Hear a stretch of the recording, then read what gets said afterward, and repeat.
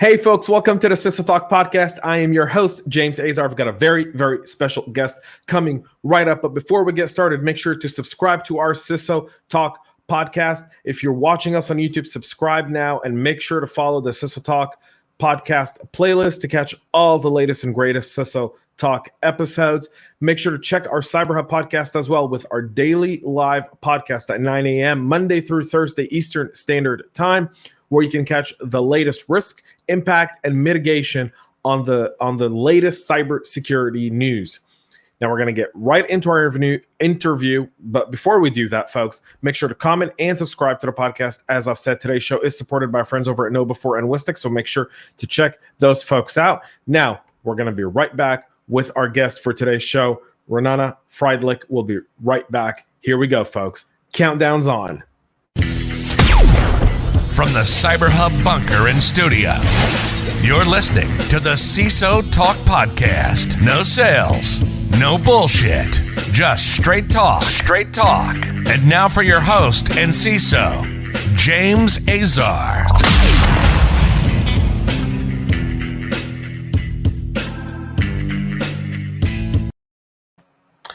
All right, folks, we are back. Renana.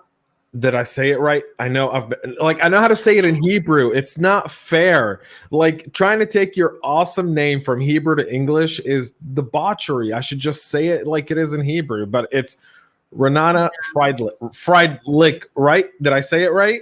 You did. Good catch. Okay. Renana, who I had the awesome pleasure of meeting when we were doing our InfoSec Hires Challenge with Naomi and Renee. If you don't catch those, CISO Thursdays at 1 p.m. now, Eastern Standard Time, every Thursday with the folks that break it into cybersecurity. You'll definitely want to catch it. Fun stuff. We actually met our goal. So we got 10 people hired. We just found out this weekend that the 10th person who we helped was hired in January. They just waited 10 days to notify us. That's not very cool. I get so excited. I think it was one of the guys I reviewed his resume personally. It was, because I saw the post from I saw like the message from Naomi, and he had your name and Naomi's name. So thank you for your help. You know, Chris has taken that challenge and turned it into like 221 in 2021, which is insane. So we're 10 down, 211 to go. I'm ready. Let's get started. We'll get it done. So, folks, thank you for tuning into this week's podcast. We took last week off, got ourselves gathered. I also launched a brand new podcast called CISO Secrets. And Renana, just give our awesome audience a little bit of background about you and how you got started in cyber and how you ended up at PayPal. Sure. So I got introduced into cybersecurity like 16 years ago, long time. But I was always drawn into computers and the internet, breaking things, trying to put them all together. And so during the last 16 years, I served in the military for 7 years as part of the Israeli Defense Forces and elite intelligence unit. I then spent 7 years with Ernst & Young, where I served Fortune 500 companies and helped them with all kinds of security matters. And as part of my current role with PayPal, I had our cyber defense program and keep our clients and employees safe. Yeah, PayPal has a very cool mission because PayPal does a lot more than what most people think PayPal does. Like, no one quite understands PayPal's lines of business, but PayPal has so many different business units, right? And you're kind of leading all the different business units through cybersecurity operations. Yeah, my teams across the globe are responsible for everything from vulnerability management, data protection, the security operations center, engineering, threat intelligence. The list goes on. And we work tirelessly day in, day out to keep everyone safe. Yeah, I love it. It's the fact that I did a PayPal transaction just before we started today. So literally not a joke. I can prove it. I have it on my phone. Like, some people are going to be like, you're just saying it for the sake of saying it. No, I'm really not. I feel more comfortable. Like, I bank with banks where I know the CISOs and like I've had conversations with them because I trust it a little bit more. Like, I can't bank somewhere where I don't know anyone. Yeah, you're not the first person who said this to me. So thank you, James. It means a lot. Like, you kind of want to know the people, right? You kind of want to understand, like, there are some financial institutions that will never see my business because I know people that work there, and I know the stuff that, like, I know enough dirt to go up, not doing business there. Oh boy, oh boy. No, it's funny. Since I started with PayPal, and a fun fact, I started during the pandemic. I never met anyone, any of my peers, any of my colleagues, like no one. So I have people like reaching out to me saying, "Hey, can you look at this transaction?" Or, "Hey, I get this email coming from PayPal," and so it's a real honor to get to interact with everyone and help them on their own individual path. Yeah, because you guys are like a really top fished brand, and we'll talk about security in a little bit. I want to talk to you about something we started talking about early on in the podcast, which is hiring and leadership.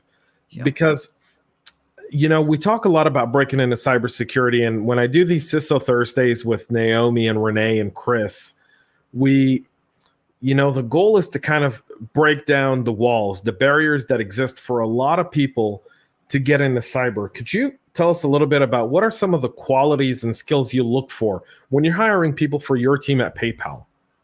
Sure.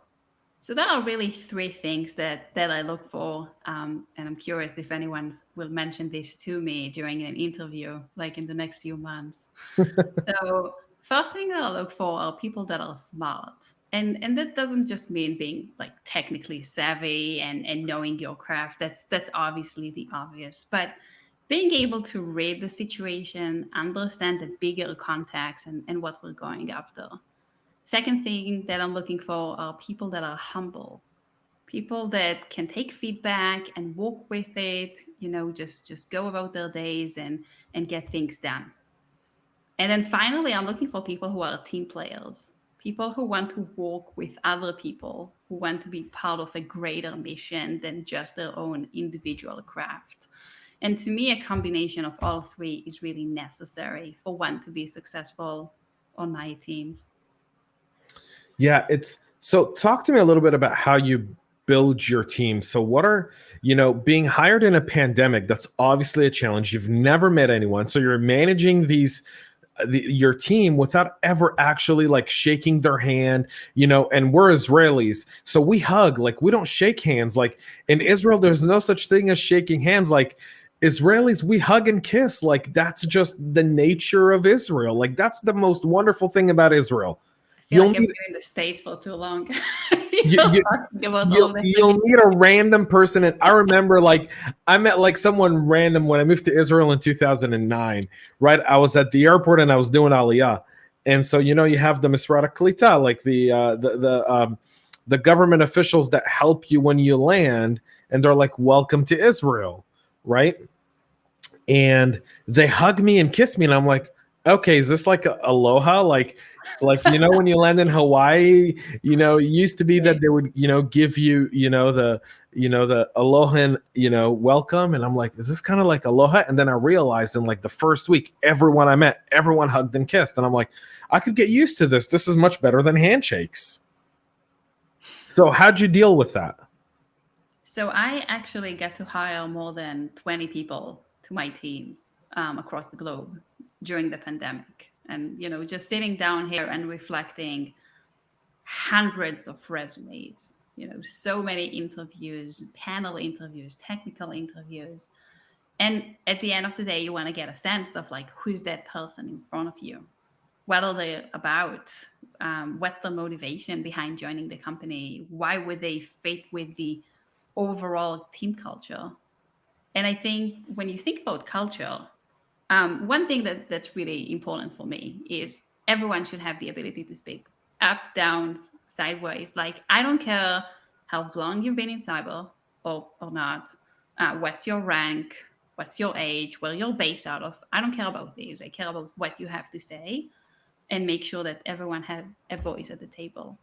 And so if you look at our operations operating globally across like 7 different time zones, it can be really hard to bubble this up to the surface. And it's my responsibility as a leader of such an amazing group of people, more than 60 people here at PayPal, to give them the time and give them my best self and my best energy when we have these interactions. I love that. That's awesome. So let's talk a little bit about your leadership. All right, because oftentimes cybersecurity leaders have been reflected in history as kind of being antisocial, right? We've all seen kind of like the antisocial club shirts and hoodies, kind of been like cybersecurity people. Historically, have been kind of characterized as not very outgoing personalities, not very good leaders. What are some of the skills you think are needed in order for someone to be successful as a leader in cybersecurity? So I think most importantly is while you have to understand your domain, you gotta have the expertise. You gotta see the big picture. You gotta have a good understanding of the business. What's the business all about? And how do you as a leader serve the business? How do you support it? How do you enable it? And oftentimes, by the way, that's really the most critical point for people who are trying to grow beyond just the technical expertise. So think of it as you look at a situation and many people just say, again, technical. That's what I know. That's what I need to hear. How do you think about it from a different angle? So let's use legal here as an example. Many people are like, oh, we have lawyers on the call. They have to worry about privilege. They have to worry about privacy. And probably one of the best learnings experience for me was, hey, I need to have a good understanding about it. I need to know when to bring in the lawyers instead of just wait for them to give me a call and say, hey, there's something we need to talk about. So I really think that you have to educate yourself and be better at listening and reading the room and seeing the big picture. I love that. So when you look at cybersecurity today, obviously in the last year or so, it's really taken a more central role in a lot of boardrooms, especially after SolarWinds. There's been a lot more conversation around cyber. How do cybersecurity leaders really work better with the rest of the business and not just within their own cyber teams? But how do you build a security culture across the business? I love this question, and the reason I really like it, if you think that security is only the security team's problem, you're never going to be successful. You have developers, you have sales people, you have all kinds of different departments within the organization, and they're all part of this game. And so to me, it starts with making sure everyone understands they're in the business of cybersecurity. It's not just me or them. And then once you set up that very basic understanding, and I talk about it here now like it's an easy thing to do, which it obviously isn't, then you want to have good relationships and establish these connections. If you see something, what do? Are people afraid of bringing up an issue because they know something will happen? Maybe there will be some consequences to reporting something up the chain, right? And so, how do you provide that very safe environment where instead of pointing fingers and say, you didn't do this or you didn't do that, you really start the conversation and heading in the right direction? Yeah, it's you bring up such a great point, which is, if you think that security is just within the cyber team, you're really mistaken.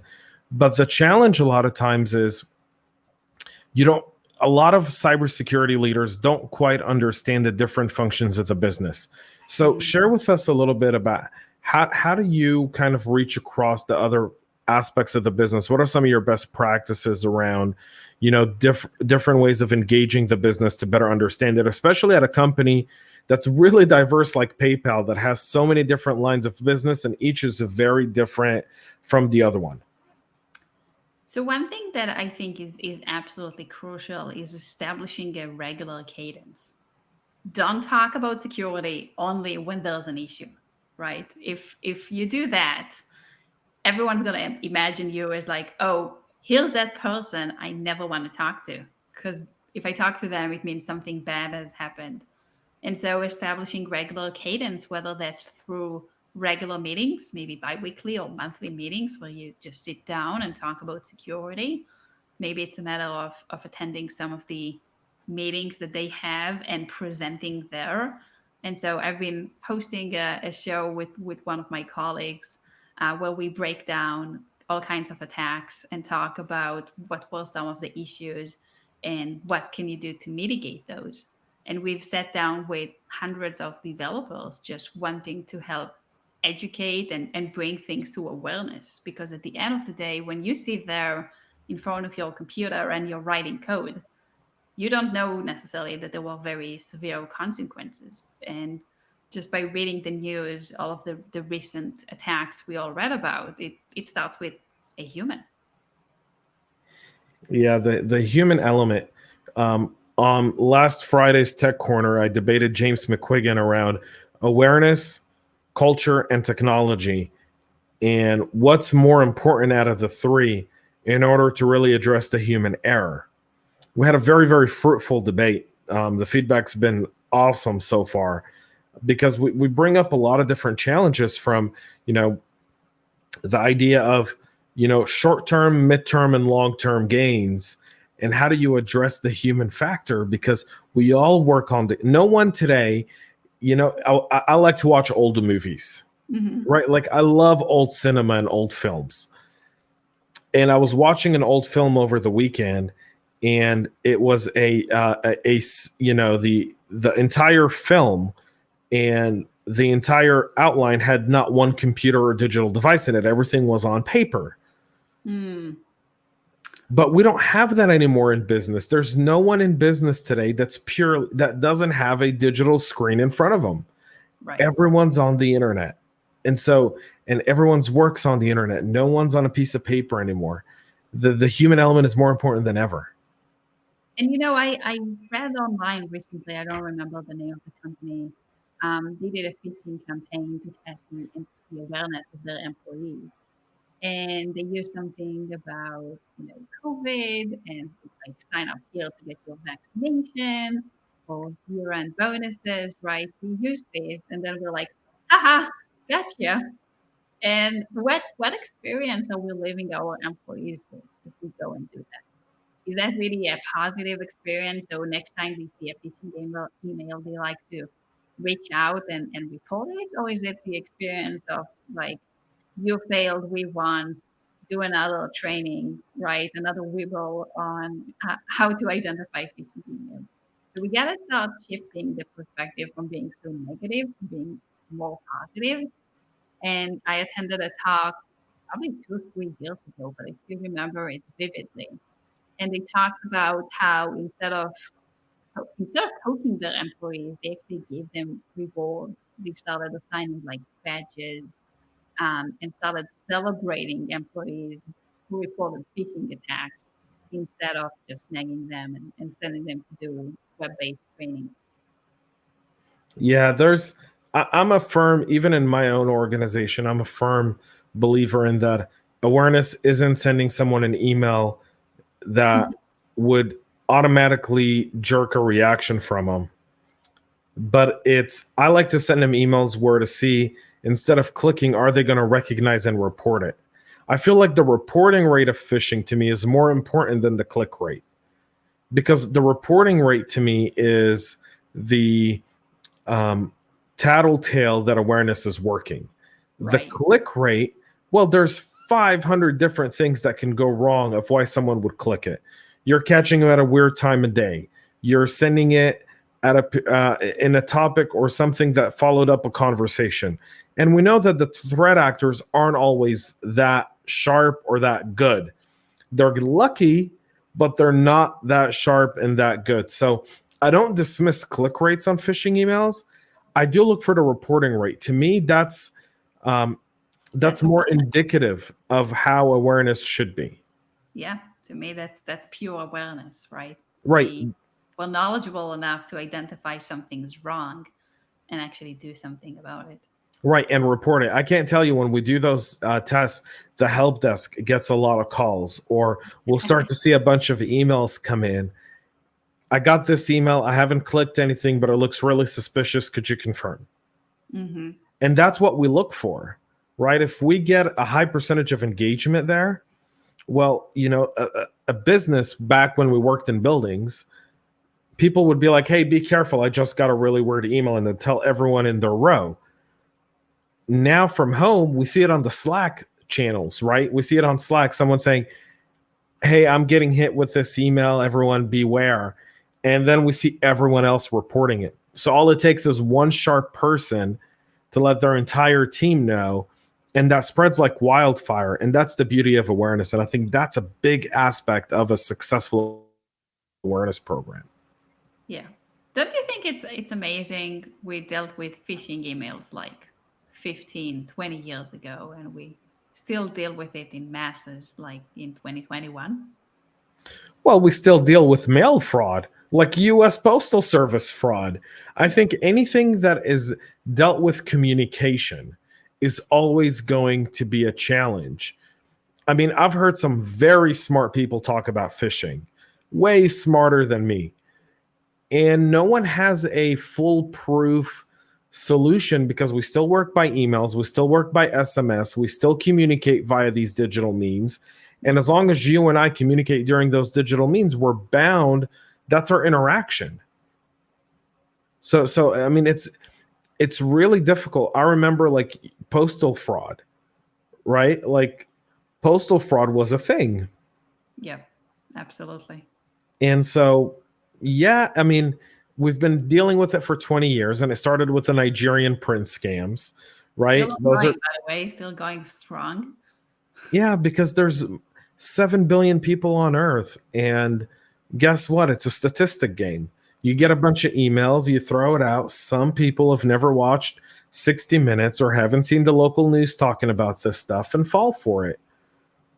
It's statistics. Very true. Right? I mean, that's the challenges. And as a practitioner yourself, we're trying to defend our organization, our employees, our customers.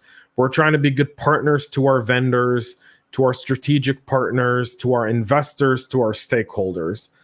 And so we have a lot of responsibilities as practitioners. But at the same time, we're dealing with a large surface, right? It's like it's like someone very, very smart once said, and you served in the Israeli military, and it was actually someone who was a brigadier general in the IDF who said this. He goes, Russia's biggest fear is a Chinese invasion from why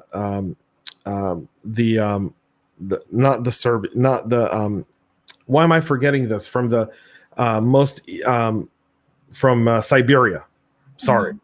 He goes, because they can't defend Siberia. The border's too large. He goes, the attack surface is too large. And so we here deal with something very similar. Our attack surfaces are too large, and we have no way of slimming down those attack surfaces, because every employee is an endpoint, every server is an endpoint, every single one of those, and there's no way to close those endpoints because you need to have two-way communications. Yep. It's a never-ending battle. It is. That's the job security. Let's talk a little bit about cybersecurity. You're an awesome practitioner. So as in your role, what do you spend the most time on? So, as part of my role, I get to touch on many different aspects of cyber. If you look on my calendar here, you'll see 1 hour I'm sitting down with our offensive security team and scoping a pen test. The next hour, I may be sitting with the SOC because there's something going on and we need to look into it. The next hour, it could be around data protection and how do you enhance the policies that we have in place, threat intelligence, anti-phishing, you name it. So there's just so much going on, and I'm very glad that I have such amazing managers on my team, and I get to work and interact with each one of these teams on different projects and different domains. I love that. So when you look back on your career thus far, mm-hmm. We've all been part of really awesome projects. Which security project resonates the most with you that you can share? Obviously, 7 years, high intel, we don't want to talk about that kind of, but kind of maybe in the commercial space, if you can share. What's been the most fun security project you've ever been a part of? That's a tough one because I've been really blessed with having such a diverse experience with so many different people across the military, consulting, and then now financial services. Um, Probably going back to one of my most favorites one was actually establishing a purple team exercise. And maybe for hopefully everyone know what it is, but and I didn't know this term until a couple of years ago. So most of us think about, hey, we have a red team, they come in, they do all kinds of damage, they're done, here's the report, good luck. And then the flip side of that, you have the blue team, which is normally your security operations center. And so what they'll do is identify alerts, respond to them, etc. And what I really like about purple teaming is the fact that you bring in these two teams together. And so you execute an attack scenario, but instead of like waiting for the final report and say, hey, good luck, you have these two teams collaborating and say, hey, did you see this? Like, did anything pop up on your screen? And then the blue team will be like, well, no, it went under the radar. And so the red team will explain, like, here's what we did and here's how you can find us.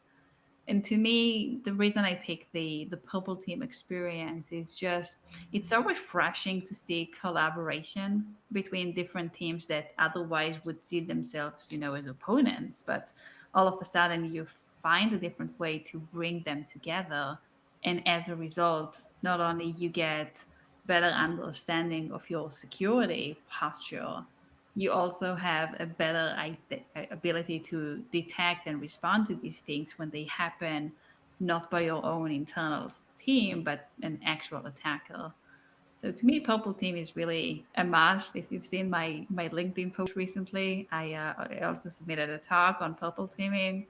I can't recommend this enough for anyone who wants to take their security to the next level. Yeah, I enjoy purple teaming. It's a awesome concept if executed correctly, right? And and so you've got to have the right team culture to make purple teaming really effective. And I learned this lesson the hard way. So I remember I was a consultant back then, and I executed this red team. I'm not going to name the client, don't worry. That's fine. And we told the security operations team, like, hey, we're going to do an exercise. We're going after these trophies in the environment, and they were like, yeah, we're gonna shut you down in like 60 minutes, and the exercise will be over. 3 weeks into that engagement, finally wrapped up, got all of the trophies. The security team still hasn't detected any of the activities, like any of them, and calling them to say, okay, exercise is over. They're like, what do you mean? You haven't really started yet. No, it's over.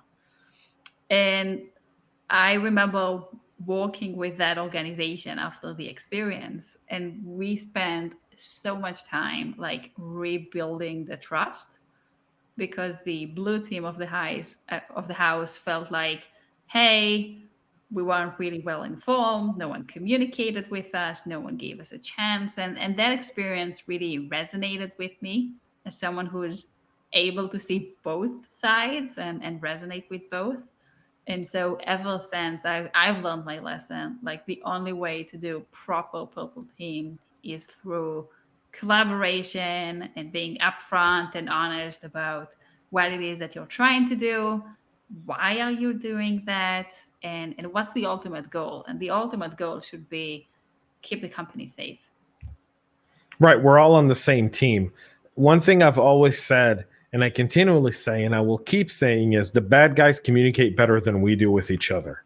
Yes, I completely agree. And I think we need to get better at sharing intelligence, sharing information, modus operandis, so that not only the bad guys or the hackers, I try to stay away from saying bad guys because there are bad girls as well, but staying away from keeping the information to ourselves and really sharing it with the broader population.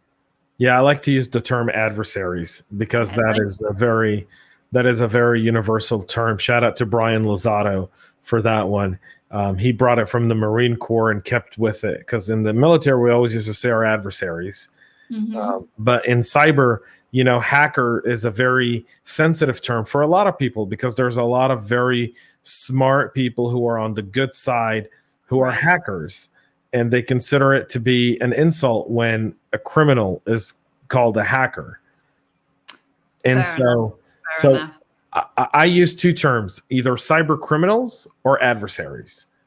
And I think that's good for the entire industry to adopt it. It's kind of like my move to name an APT one name instead of 7 different ones. I can't keep up with 5 different names. I can't.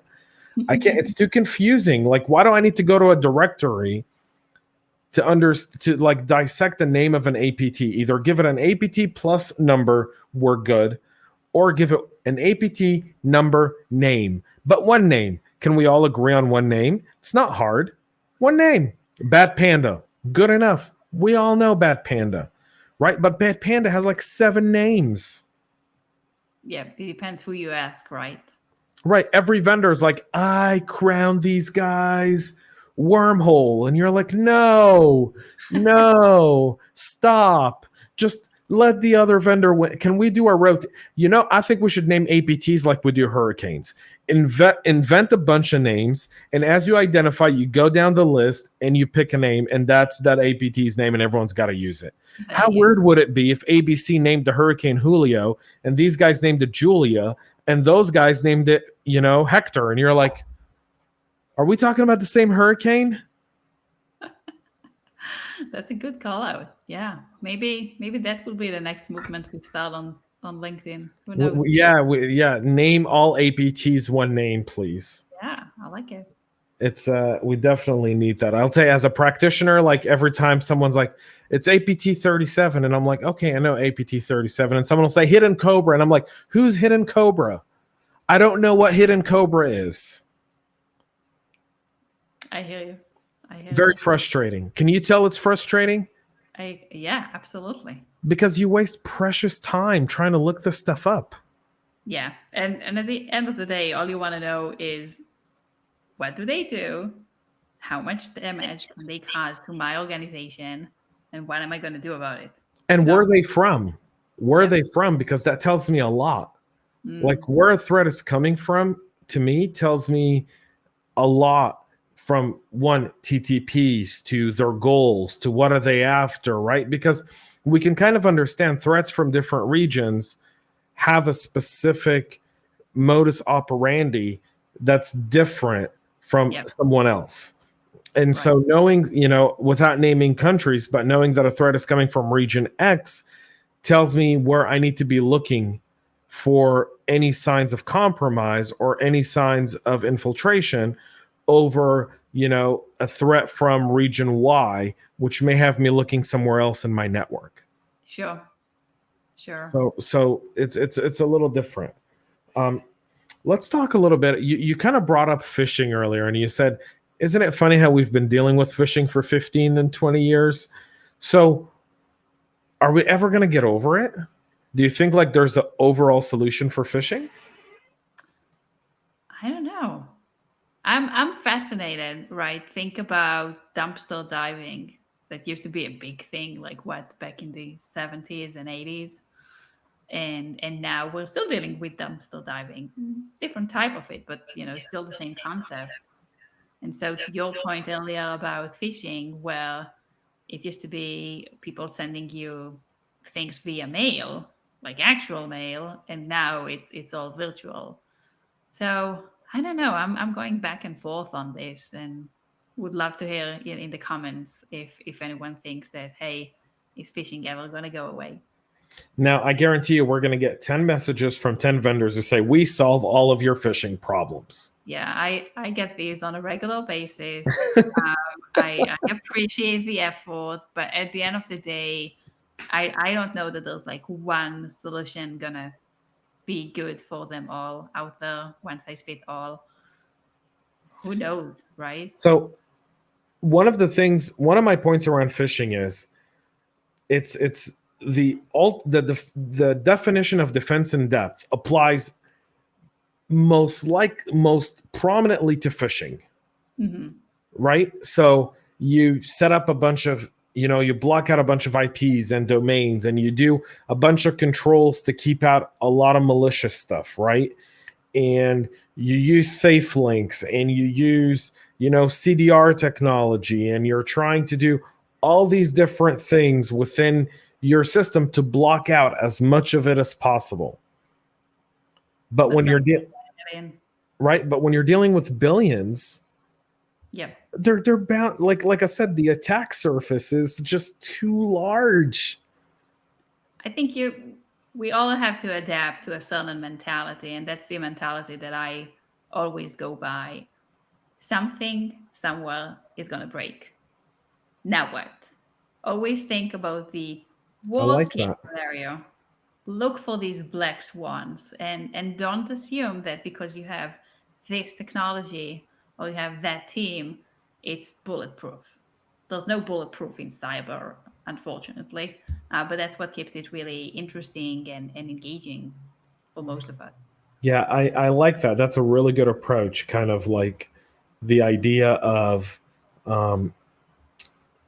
something somewhere is going to break. What do you do? We'll talk about SolarWinds in a minute, but that's kind of what happened to a lot of people with SolarWinds, right? Is something somewhere broke, but what broke was really serious, and then kind of fixing it was extremely challenging simply because of the scope of it. I can tell you, and my team knows this, if things get too quiet, I get nervous. I'm like, okay, something must be going on. What are we missing? And most people are like, well, it's quiet. That's a good thing. And I'm like, nope, that's not a good thing. We must be missing something. Let's go hunt. Let's go search for it. You were trained by the IDF. When all of a sudden all the channels stop talking, you go, they haven't stopped working. They're doing something. We just don't know what it is. Let's go find it. Yeah.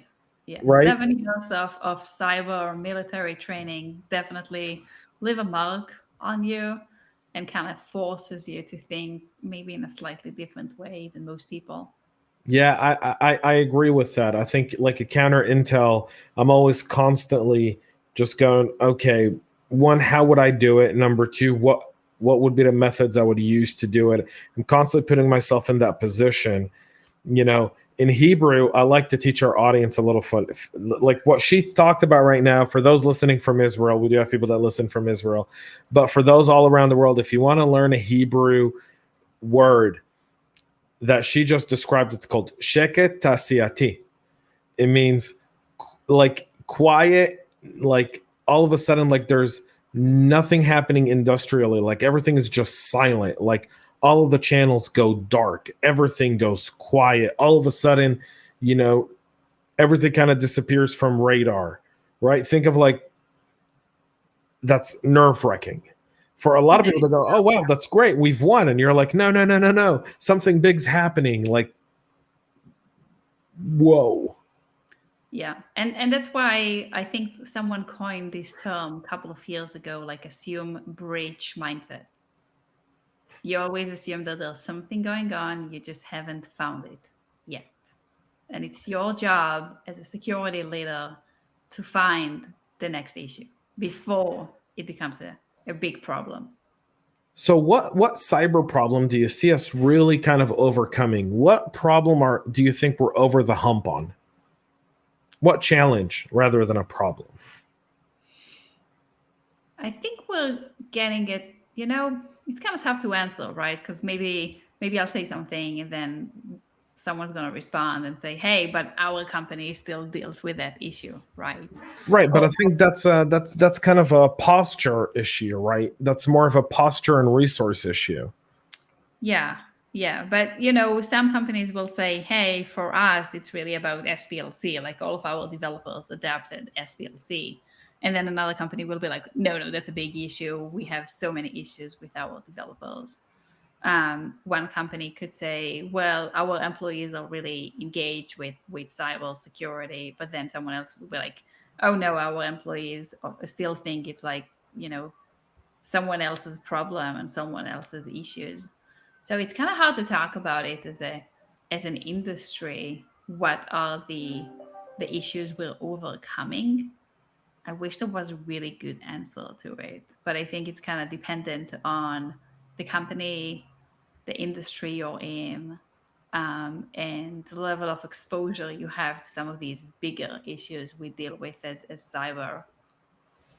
So, in your personal experience, which one are we getting better at? Your personal experience only, not the industry, not a vertical. What's one thing where now you look at it and you go, 10 years ago, this was a big problem. Today, we've minimized its impact. It's really hard to say. Wow, you've been media trained really well. Thank you. Thank you. It's hard to say, James, because at the end of the day, and I mentioned this, we're still dealing with some of the issues we dealt with 10 years ago. And so does that mean we're getting better, we're getting smarter? Or why are we still dealing with the same issues? And this is something we personally go back. So I won't put you on. That's fine. We'll move on. I will tell you this though. There are aspects where I feel like we're much better from where we were as an industry 10 years ago. I think from a detection perspective of traditional cyber criminal gang, we've gotten way better than 10 years ago. I think we're night and day. I mean, they've gotten better as well. Our adversaries have gone really good, but we've gone really, really good as well. Like there's some great vendors out there with some great tools that help in the detection of what I would call the standard kind of malware, ransomware type of attacks that tend to be more business disruptors rather than data exfiltration. But at the same time, it goes back to how do you measure improvement? When I look at the detection space, a lot of time. Are you still there?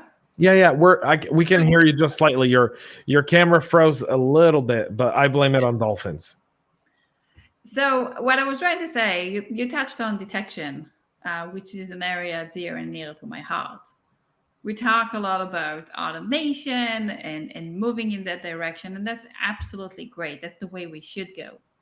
But if you still spend a great amount of time setting up individual alerts, individual playbooks, then are we that much better? Like every company out there that uses a SIEM solution, probably a few million companies, each and every one of these companies sat down and had to insert IOCs, indicators of compromise from a recent attack.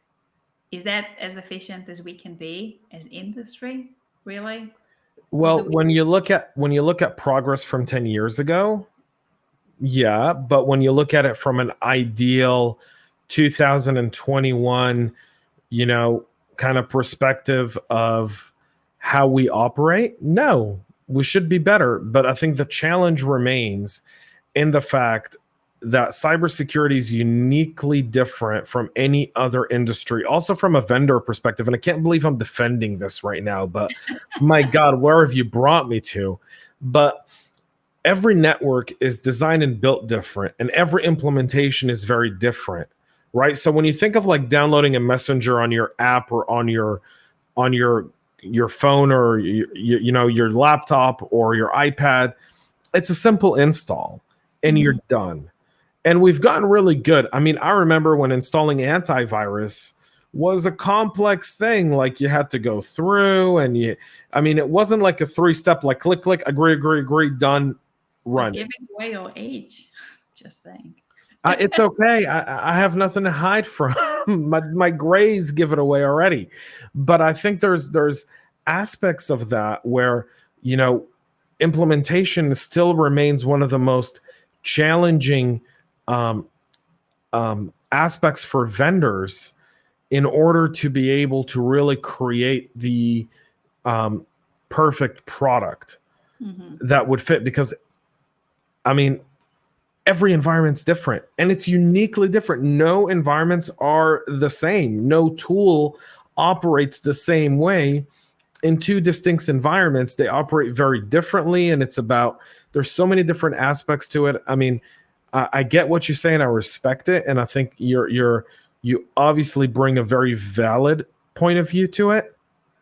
I just feel like we as an industry, you've still got organizations that run on mainframes. Yeah. I think it goes back to the point we discussed earlier, and that's about sharing information and making it available so that if we have similar environments, we're not doing things in silos. And that's regardless of any vendor out there. No, and I agree with that. I completely agree with that. I think there's an inherent challenge within, like I said, within cyber, because I'm working as an advisor for several startups, right? I'm helping several startups that we as an organization are also looking at to build their security program. And I did that 3 years ago, and then I took on my full-time CISO role, but I still do it. I love working with startups. I love being in the mud. I love having a $10 budget and buying a steak and getting a $50 steak meal for $10. Like, no one loves to do that more than me. And I'd debate anyone on that, right? Mm-hmm. So there's not only a misunderstanding, but there's also the idea of, how do you implement tools? How do you position them in a place where they're able to really provide you some level of security?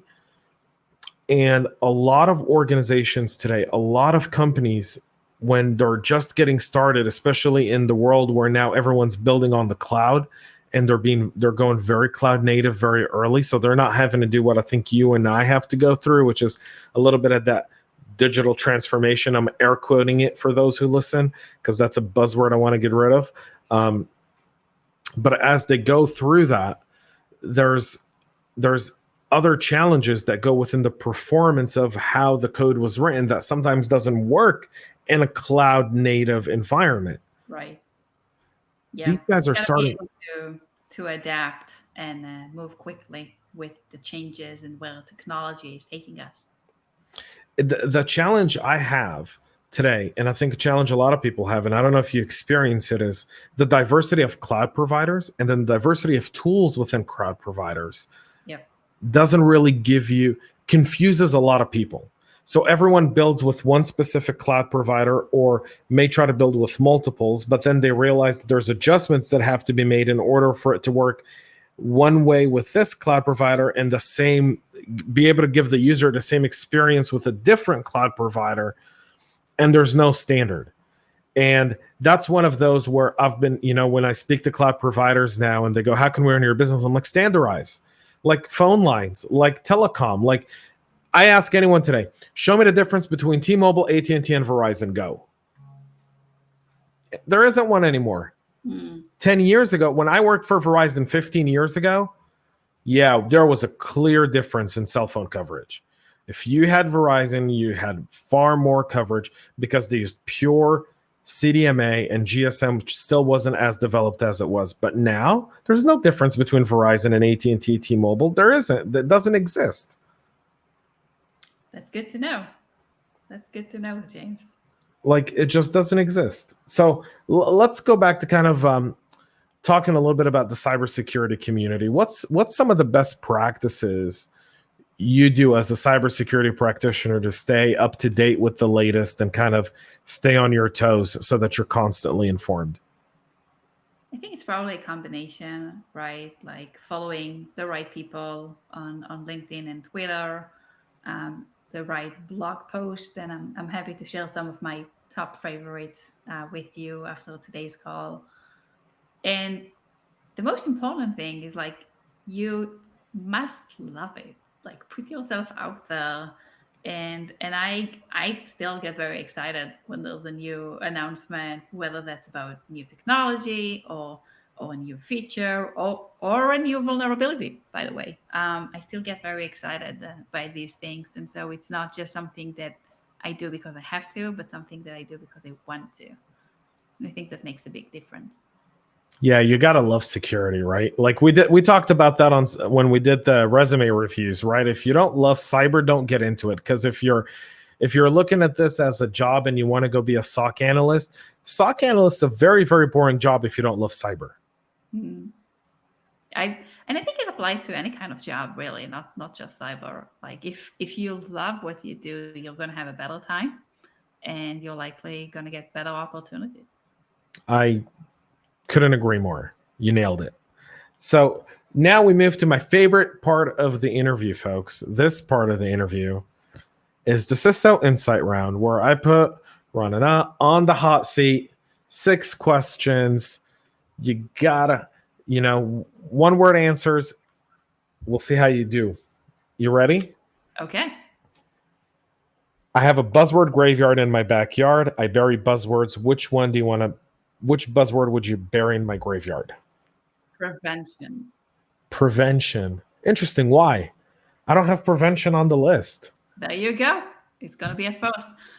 Everyone that talked to me about prevention, to me, prevention is old school.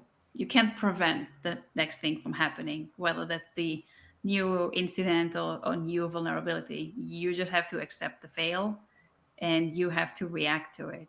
And so to me, anyone that promise me, hey, 100% prevention, I'm like, nope, ain't such thing anymore. Next. So, and on your email spam, if there's a word prevention anywhere in the email, does that directly go into your spam mailbox? You never see that email? We're likely not going to have a second conversation. Love it. What's one up and coming technology that's going to change the way we do cybersecurity? There are so many promises out there, right? Every vendor that reaches out to me, they're like, we're the next big thing. We're going to completely change and revamp how you do cyber. I am still waiting for that, like one special technology that's going to change everything. I'm still waiting. So I'm sure I'm going to. Do you feel like AI is going to really enhance cyber or quantum? I'd like to think so, but I think we're still in very early stages of it. And so it's not 100% clear how that's actually going to happen. And you got to take it from the 30,000 feet concept and bring it down to the 10,000 feet or even to the ground level and start talking about how do you actually apply it. See, to me, I spent a lot of time studying quantum. I have since 2019. And I feel like quantum computing is going to be the next big thing. And it's going to be a matter of who gets access to it first. And I think that's the scary part from a wargaming perspective. If your adversary gets it and is able to utilize it, it's a game changing. It's like, I think quantum computing in cyber is no different than the nuclear bomb in warfare, in traditional warfare. And that's why I really like the black swan concept, and that's why I always sit down my teams and say, okay, walk me through a black swan scenario and how we're going to react to it. Like it. I'm curious to sit on one of those when you talk about quantum with your team. That'd be a very fun one. Love it. Problem. So what's the last book you read? So I read a book called Finish, Give Yourself the Gift of Done. And all of you who read books about setting up goals know that, it's January 1st, you have your long list of goals and you're ready to go for the year. Come January 15th, you probably drop like 8 out of the 10. And by end of January, you drop all of them. And so this book, and I read it during the holiday season, really talks about how do you get things done and how to go from perfect, which is what we're all after, to done. So I find it really insightful. I love it. What's the last movie you saw? I watched a movie this past weekend. It's called Safety to Nome, and it's about an expedition happening in Alaska. It's a documentary. 70 men and women who go from Anchorage all the way to Nome. It's about 1,000 miles expedition. It's in February or March every year in Alaska. And watching them go through this experience was absolutely mind-blowing. That is it on Netflix? Yeah, you can watch it online. And one of the things, and I know it sounds crazy, but I found a lot of what they have in common with cybersecurity mindset. I was talking to my family afterwards. Like, they always say, you got to be prepared for the next thing that's going to happen, and you got to be self-sufficient. You gotta have resilience to handle all kinds of situations. And if you don't walk into it prepared, we're probably going to die. So look at it and look at the cyberspace. And I think we can find a lot of things that it has in common with cybersecurity. I love it. That's awesome. What's your favorite music? I listen to different types of music. So it really depends on what time of the day is it and what mood I'm in. It can be anything from pop music, 80s, some opera, classic music, you name it. All right. So here's a question I haven't asked anyone who's ever been on the show outside of Nir. Your favorite Israeli artist? My favorite Israeli artist, I think that's probably gonna be Idan Reichel. Idan Reichel. I knew it. You seemed like an Idan Reichel kind of person. I am. I'm a big fan. He is unbelievable. For those who don't know Idan Reichel, the project of Idan Reichel, I'll link it below in the show notes so you guys can catch it. He does some very world-class music. I've seen him in concert like so many times. It's unbelievable. Every time I go to Israel, I try to go and see one of his shows. He was in Atlanta 2 years ago. He was in LA as well. Yeah. Yeah, he did a show at the City Winery here, and it was an awesome show. It was just great show. He's awesome. So, last question: what's one thing you took away from SolarWinds? SolarWinds. So I would probably say it's detection will fail you. We always put a lot of emphasis and spend hours and hours like building these correlation rules. But at the end of the day, they're not going to find that one thing that you should be finding. And so the question then becomes, what do you do next? What do you do when all of your detection mechanisms failed and now it's time to respond? I like that. That's awesome. Renana, thank you for coming on the show. Absolutely. It was an absolute pleasure being here today. Thanks for having me, James.